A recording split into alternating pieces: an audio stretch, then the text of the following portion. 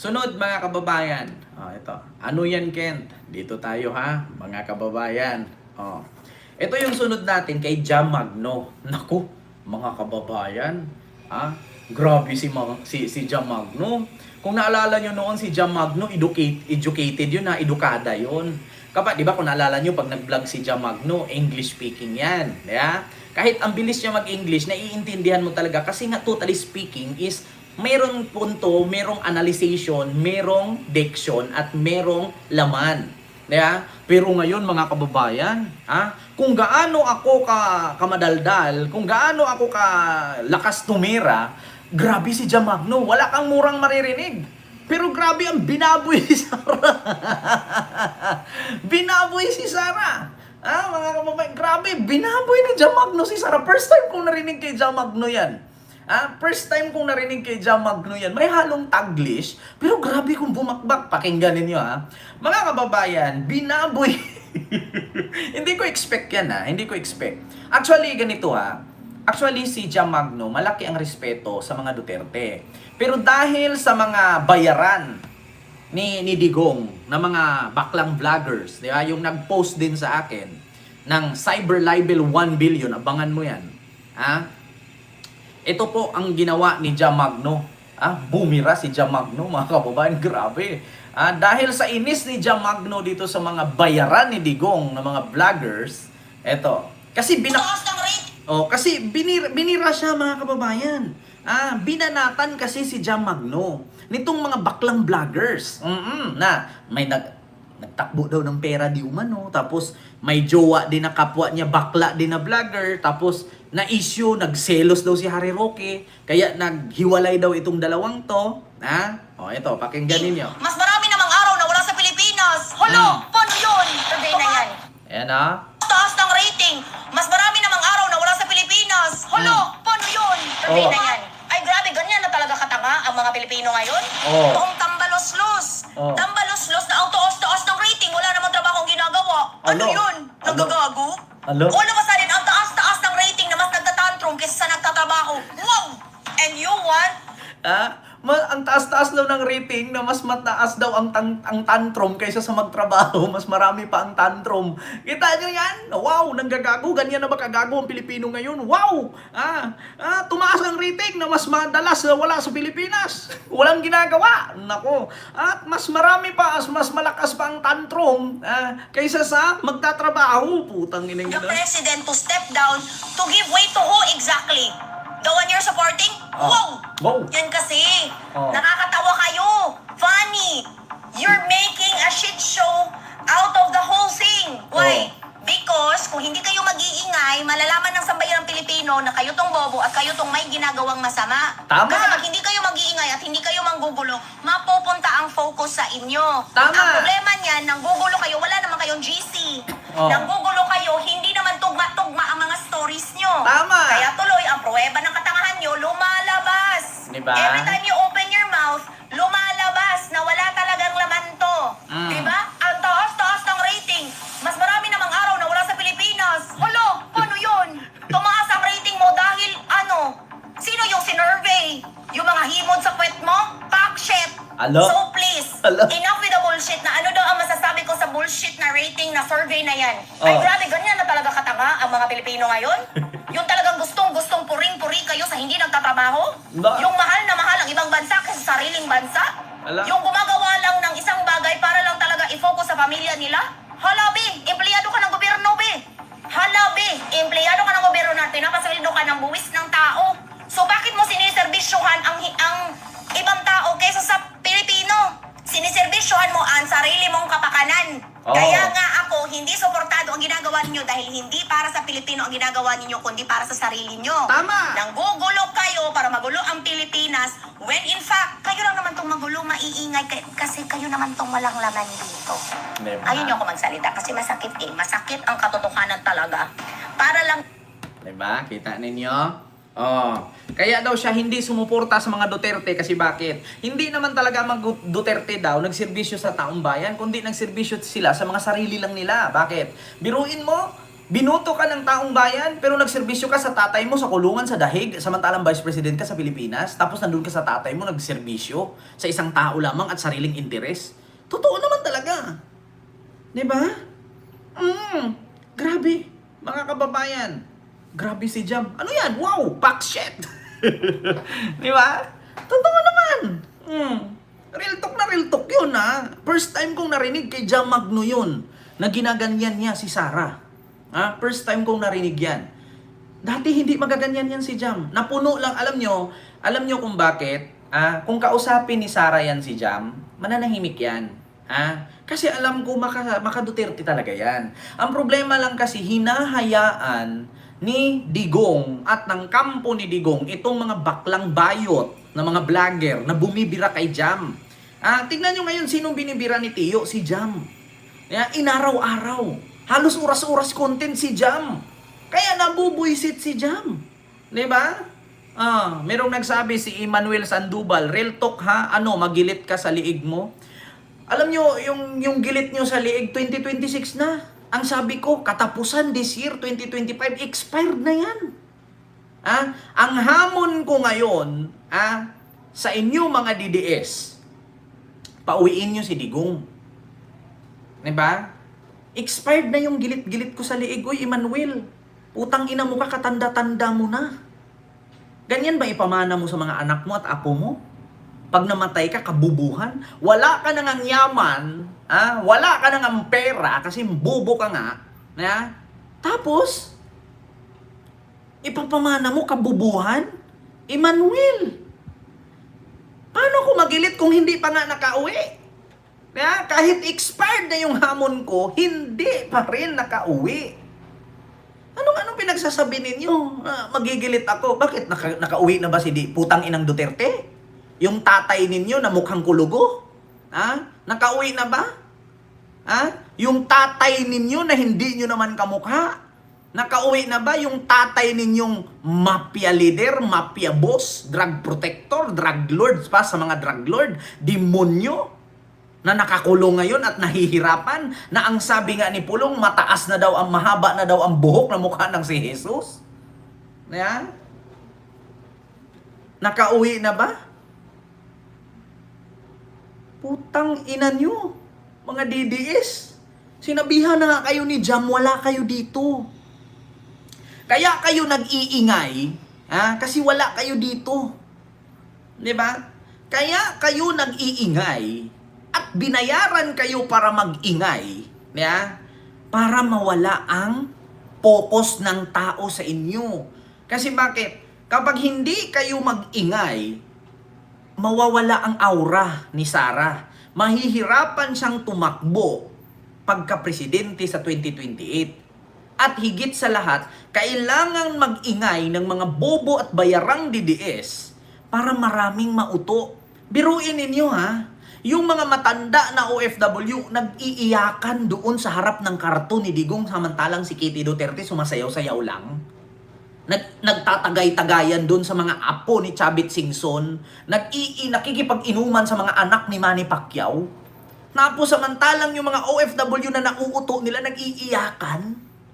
Samantalang si Kitty Duterte nakipag-jamming-jamming lang doon. Kita nyo? Mga DDS, yan ang resulta sa pang-uuto ng mga DDS vlogger sa inyo. Diba? Diyos ko, Emmanuel, hindi ako makipagsama sa'yo. Kapangit ng pangalan mo, tapos matanda ka, gurang, pait. Amoy lupa, amoy banig.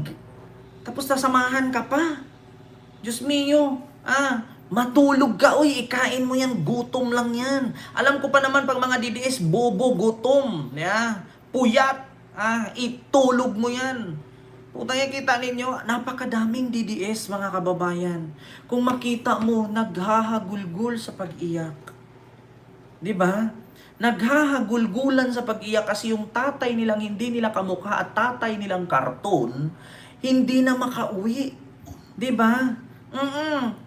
Tapos yung anak, nagpa-party-party. Kasama sa anak ni Manny Pacquiao at apo ni Chavit Singson na jowa. Kita nyo yan? Yung mga bobong DDS, nag-iiyakan kay hindi na makauwi ang tatay nilang karton, umahagulgol, tay. Hindi namin matanggap, tay. Hindi ka makauwi. Uuwi kang garapon, tay. Tay, mamamatay ka na sa loob, tay. Ang haba na ng buhok, tay. Makalimutan na namin na may Jesus, tay. Baka ikaw na yung ipagdasal namin poong nasa rehas. Baka tay makalimutan namin malapit na ang kapistahan ni Puong Nazareno. Baka mapagkamalan ka namin tay na ikaw si Puong Nazarehas. Baka tay pagdasalan ka namin at magprosesyon kami dyan. Iikot kami sa loob ng compound ng ICC, Detention Center Facility. Diba? Baka tay mapalitan namin ang pangalan si Puong Nazareno at ikaw ang ipalit naming Puong Nazarehas. Kasi mahaba na daw ang buhok mo, tay. Oo. Naalala ko pa naman yung kanta na habang buhay pa rin sa'yo'y maghihintay. Kanino po? Sa Puong Nazarehas. Di na makalabas. Naalala nyo yung advertisement ng Boysen? Umaabot-abot sa sa rehas. Tapos pag ganun niya, ay may pintura na yung kamay. Kita nyo yon? Tapos yung una, kalbo siya na ipinasok sa selda. Tapos hanggang sa tumanda ng tumanda, nakuba na, tapos haba na ng bigote, pati buhok. Kamukha na ni May Precious. Puong Nazarehas si Santong Digong. Baka magkamali kayo ng mga DDS. Alam ko maraming DDS na mga bobo. Kapistahan ni Nazareno malapit na po. Puong Nazareno hindi yung Puong Nazarehas. Si Puong Nazareno, itim yun, kulot ang buhok. Si Digong, mahaba ang buhok, hindi po siya maitim, mukha lang kulugo. Diyos mio Marimar. Eto, alam nyo, mga DDS, wag na kayong magtampo. Meron ako ipakita sa inyo, Eto po. Ito mga kababayan, para ito para hindi kayo masaktan, ito.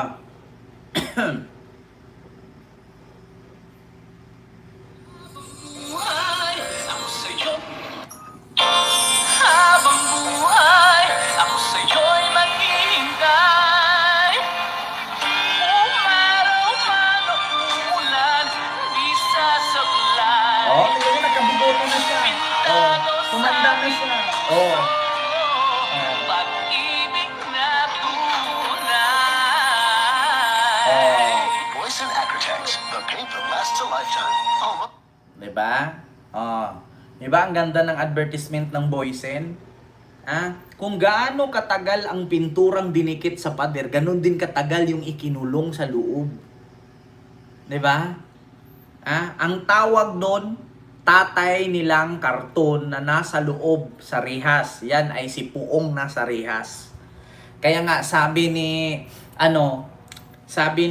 tawag dito Trillanes, uy mga DDS, baka nakalimutan ninyo. Si Digong hindi siya santo, demonyo po siya. Huwag niyo pong pagdasalan. Hindi po siya santo, demonyo po siya. Baka nakalimutan ninyo.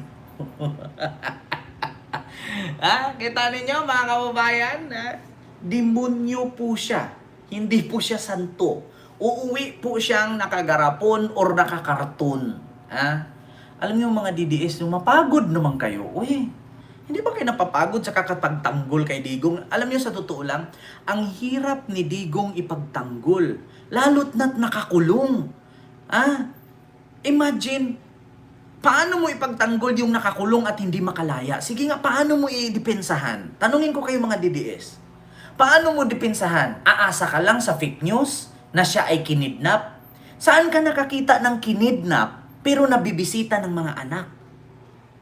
Saan ka nakakita na mahirap walang pamasahe o kaya nga nilibre siya sinakay ng eroplano, private plane pero may pangbayad na 150 million a month sa abogado na almost billion na ang nagastos ngayon. Kita nyo yan?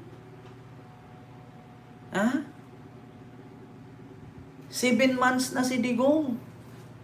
150 million, sabihin natin 200 kasama si Jacob at si Kaufman. 200 million a month. I-times mo sa 7, 1.4 billion na. Ang gastos ni Digong. Bilog ang mundo, bakla. Tanga, kung bilog ang mundo, edi nalaglag si Digong ngayon. Edi sana ang dahig ngayon na nahulog na sa outer space. Tangang-tanga to. Okay, paniwala, bilog ang mundo. Kayo lang yung bilog ang ulo nyo pero walang laman. Tanga ang mundo, hindi bilog, flat.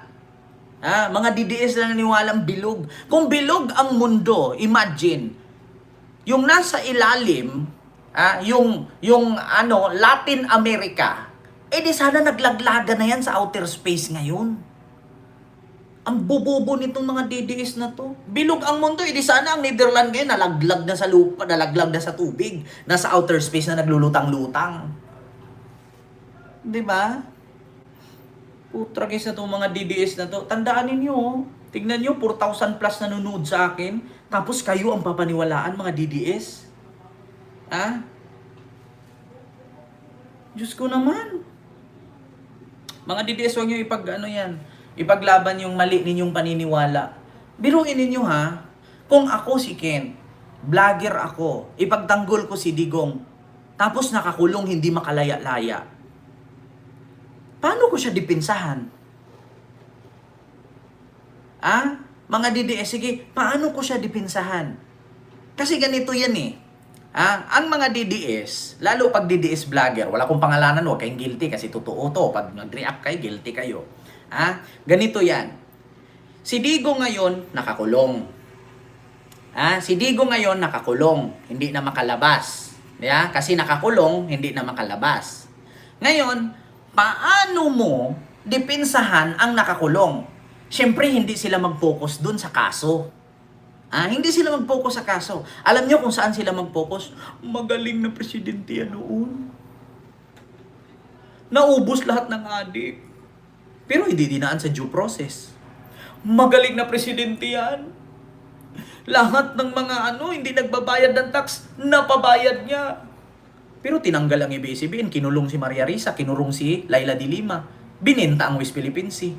Di ba? Doon sila magpupokus pagdepensa kay Digong. Pero pagdating sa kaso ni Digong, hindi nila kayang depensahan. Kasi bakit? Hindi nga makalaya Kaya iyan ang isa sa rason na kung bakit ayaw ko magsuporta kay Duterte. Paano ko siya depensahan? Paano ko siya ipagtanggol? Tapos ang kaharap ko mga kakamping at loyalista at sasabihin sa akin, kung magaling ang tatay mong karton, paano mo siya ngayon ipagtanggol? Sige nga. Paano mo siya ipagtanggol? Nakakulong. Alam niyo, sa totoo lang, kapag nakakulong, kriminal. Kasi kung wala kang krimen na ginawa, hindi ka makukulong. Paano nyo ipagtanggol? Diba? Wala.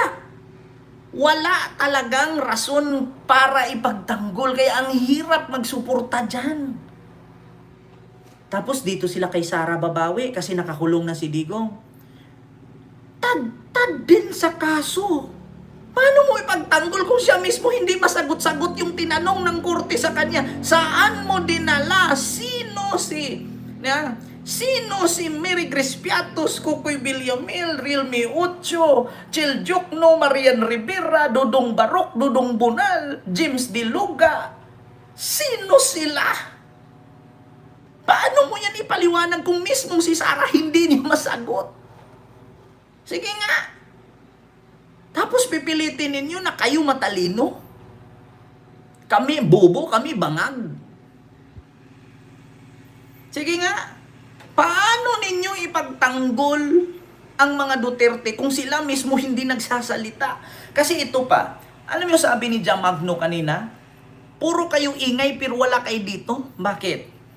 Ganito, mga kababayan. Dati, ang sigaw ni Digong, meron tayong presidenteng bangag noon, bangag ngayong tang presidenteng natin. Sabi niya, nagkabulol-bulol nga siya doon Tapos, pagkabukas, in-interview sa media, totoo ba yun, Mr. PRRD, na addict si BBM, nasa drug watch list siya, at nagdudroga siya? Sabi niya, Alam nyo, wala akong sinabing adik si Marcos. Pero nung gabing nagyaw-yaw si Digong yung mga vlogger, yes, sabi ni Tatay Bangag si BBM nasa listahan ng PIDEA. Kinontent nila lahat ng trending mga video. Oh, parang kay Aimee. Adik si Bonget. Bata pa kami ni Bongbong. Tapos nung hinanapan ng pruweba, putang ina, nanawagan sa mga lahat po ng mga security guard at mga nagtrabaho noon sa palasyo, mag-send po kayo ng mga picture at video sa akin na nagdodroga si Bongit. Di ba? Kaya yung mga DDS vlogger, video, vlog, react. O, tignan nyo. O, tapos pagkabukas, nung in-interview na ng reporter si Digong, ay ako, wala ako sinabi adik si Marcos sa tanda kong ito. Baka ipapatay pa ako niyan. Baka ipatumba ako ni Marcos. Bait-bait pa naman yan. Wala ako sinabi adik. Wala akong sinabing ganun. O putang ina. Ang mga vlogger nahirapan. Sabi ng mga vlogger, hala, ano nangyari kay tatay? Ba't nag-ibang statement? Diba? Kasi nga mukhang kulugo. Diba? Yan ang mahirap. Yan ang mahirap. Kaya isa yan sa rason kung bakit ayaw ko magsuporta dyan. Bakit? Si Digo kasi ulyanin. Kung ano yung sabihin yan, papakinggan ng mga utu-utong suporter. Tapos bukas iba na naman ni statement, masusunog silang lahat. Utang ina, mga baliw. Diba? Yung statement ni Digong, sinakyan nila lahat yun. Pati kay Aimee, sinakyan nila lahat. Nung in-interview sa media, wala ako sinabing adik si Marcos. Papanood natin. Bago tayo mag-end. Ito. Digong, tinanggi na adik si Marcos.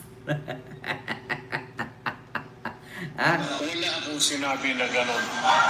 Bongbong Marcos, bangag noon.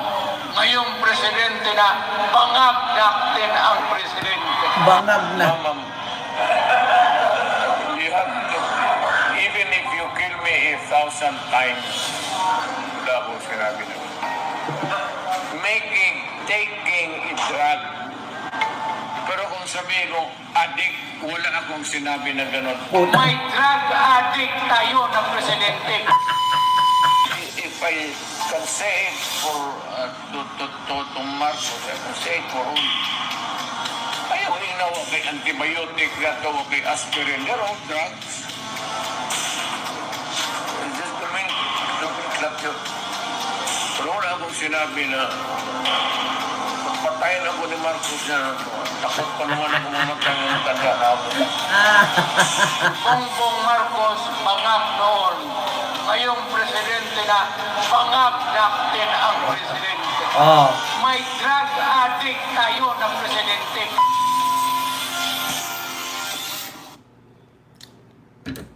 Paano nyo ipagtanggol yan? Diyan palang sinungaling na. Kasi hindi niya kayang panindigan. Kasi ang gusto ni Digong, siya ang paniniwalaan. Paano ka nga paniniwalaan ng tao kung wala kang pruweba? Gising na ang tao. Hindi katulad noon pag sinabi niya, kapag ako nanalo 3 to 6 months, ubos ang criminality at droga. Tapos magulat ka nung in-interview ni Jessica Soho. Mr. President, maraming nagtatanong. Sinong nagtatanong? Sino? Kami, media, taong bayan, kung kailan mo raw matapos ang drugs, maubos. Droga? Ito, kunin mo. Ayan, bagsak ko mabigat. Ganyan kabigat ang droga sa Pilipinas. Nandyan ang mayor, congressman, governor, retired general, police, barangay chairman. Hindi ko kaya. Uwi mo, mabigat. Diba? Tapos sabi, kapag ako nanalo 3 to 6 months, ubos ang droga. Utang ina, nagkangiwi-ngiwi na nga siya. Walang drogang naubos, tanga. Inuuto mo lang yung taong bayan. Tapos, alam nyo, yung Wish Philippines, mag-jet ski ako dyan. May jet ski nangyari. Putang ina nyo, uto-uto kayo. Di ba? Tapos ano pa yung isa niyang sabi? Tapos sinabi ni Vice Ganda, nothing beats the Jitsu holiday. And right now, galit na galit yung mga DDS. Putang ina. Tanggapin nyo na mga DDS na sinungaling talaga. Si Digong, kaya ang hirap ipagtanggol yan eh. Kaya ang hirap dipinsahan yan. Bakit? Sinungaling yan. Kaya tignan nyo, nung pinapunta siya sa Senado, ako, pumatay, yes, correct, very correct. Na-record lahat yun ni Trillanes, ipinasa sa ICC. Tapos pumunta ng Kongreso. Alam mo ma'am, mahirap lang ako. Wala akong pera, pamasahe, mahal ang ticket. Umasa lang ako sa retirement pay. Wala akong pera. Tapos magulat ka ngayon, 1.4 billion na ang nagastos niya sa abogado ni si Kopman at si Jacob. Diba? Tapos walang pera. Tapos yung mga bag ni Kitty, makikita mo kamamahal, 200, 300,000, may mga kwintas pa. May mga alahas pa. Kasi mga sinungaling sila. Sinungaling talaga si Digong, kaya ang hirap ipagtanggol. Kahit kung ikaw didiis ngayon, isa lang tanong ko sa'yo, bakit nakulong si Digong? Ang sabihin agad nila, kinidnap. Saan ka nakakita ng kinidnap na pwedeng bisitahin ng anak at alam ng anak kung saan dinala? Ang kinidnap, hindi mo malalaman kung saan dinala. Tatawagan ka na lang ng kidnapper, magbigay ka 50 million, ibalik namin yung tatay mo. Pag hindi, lumsan na mo ni. Di ba? Sara, Pulong, Basi, Kitty. Anilit, kung mahal mo pa asawa mo, magbigay ka 100 million. Bakit? Lumsan na mo ni, pakauno na mo ni, daghan kayo nga kuan, kick. Para ma-trigger yung diabetes. Di ba? Yan ang totoo. Yan ang katotohanan. So, sino ngayon ang totoong bangag? Sir Mitchell Palangka, ayan, may glove shoutout po and happy birthday. Ayan, bati galing sa'yo. Happy birthday po si Mitchell Palangka. And kay Boss Nino Barsaga, happy birthday. Diba? Marami talagang nailad ni Digong. Daghan kayong nailad ni Digong. Daghan. Atik-atik na si Digong. Uy, kitoy-kitoy, manggod na. Puro na but-but. Si Digong nawala daw sa ICC. Baka tawag yun, nag-intimidate yung lumipad, yung lumutang sa hangin tapos nasa kisame na. 'Di ba? Nawala daw sa ICC, sabi ni Pasabog News Channel. Si Digong nawala daw sa ICC. Baka lumutang. Baka ang tawag doon, may tawag diyan mga kababayan, yung nagdadasal. Tapos lumutang sa kisame, hindi na nakita ng security. O baka naputol ang bewang, lumipad yung katawan, ganun. 'Di ba? Baka naging cartoon. Ay, nako, naging invisible. Naging invisible ball. Kent among tulog dire, wala jud maayo dugay na ni. Naa nahulog motor. Ano daw? Naa nahulog motor o motor. 'Di ba? Baka nag-teleport. Nag-levitate siguro. Baka nag-teleport, lumipat sa kabilang kwarto. O baka nasa CR lang yun natae. 'Di ba? Nag-meditate. Di ba? So yun lang mga kababayan, yung ating live sa mga oras na ito. So, ingat po kayo palagi and see you po mamaya sa sunod nating live. Maraming salamat po. Mga kababayan, hindi ko man po kayo maisa-isa. At least, mag-i-end tayong nakangiti tayong lahat.